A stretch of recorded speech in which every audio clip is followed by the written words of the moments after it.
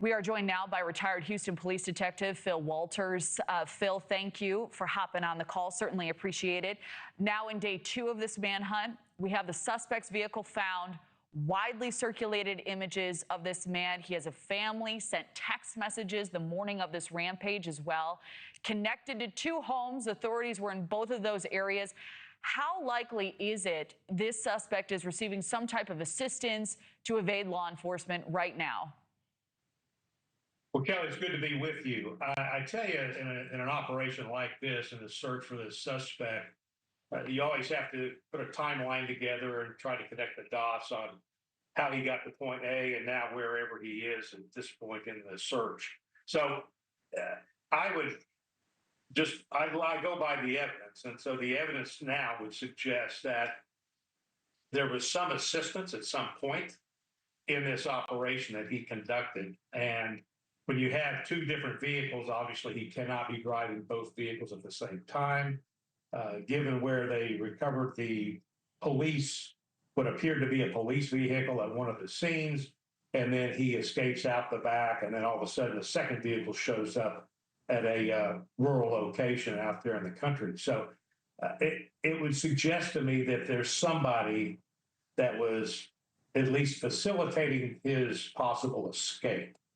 And whether that's the wife, I mean, Brian just talked about the wife was stopped and had all these items with her, and then they cut her loose. So a lot of questions here that are being generated in this course of this investigation, this manhunt.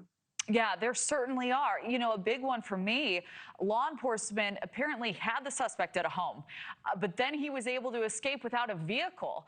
What does that tell you about his capabilities or planning? Do you read that as a lucky break? What are your thoughts? Well, I think, you've got to look at the circumstances. When they pulled up and he's coming out of, at least I've read that he's coming out of the house and they engage in a gunfight, that he bails out the back of the house. Well, because that happened so quickly, there's no ability for law enforcement to set up a perimeter, the kind of the classic scenario that we are trained to commit to. But when you have this confrontation that is instantaneous and he escapes out the back, I don't know that I would attribute that to luck. I think I would attribute it to the circumstances under which they made contact with him. He was able to get out the back because they don't know that he is gone until there is no longer gunfire coming from the house. And so you're not going to put officers in harm's way and make some frontal assault on the house when you don't know the exact location of the suspect.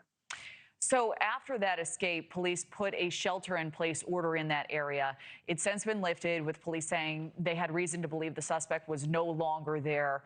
What is law enforcement looking at specifically to determine that, and also whether he's trying to hide in the state, leave the state, or even possibly the country?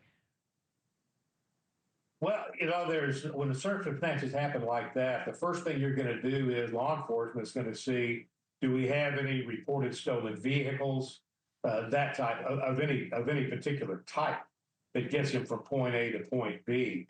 And that has not been revealed to us if that in fact happened.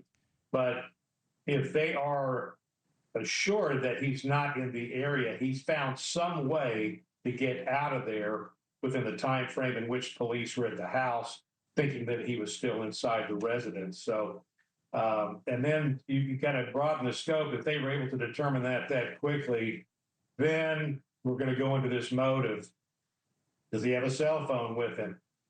Can we get that number? Can we go up on that phone on an emergency basis and see if we can get some sort of tracking going on? So there's a lot of things, a lot of moving parts that go into trying to tracking a suspect. And then you're going to have possible reports of people that may have seen him as he's moving through whatever area he's moving through. He's going to get to a point where he's going to get to a place where he's going to have a little bit of cover and concealment as he moves through the area there to get to wherever he is going. So many fascinating elements of this case. One will, of course, continue to stay on top of. Phil Walters, thank you for weighing in.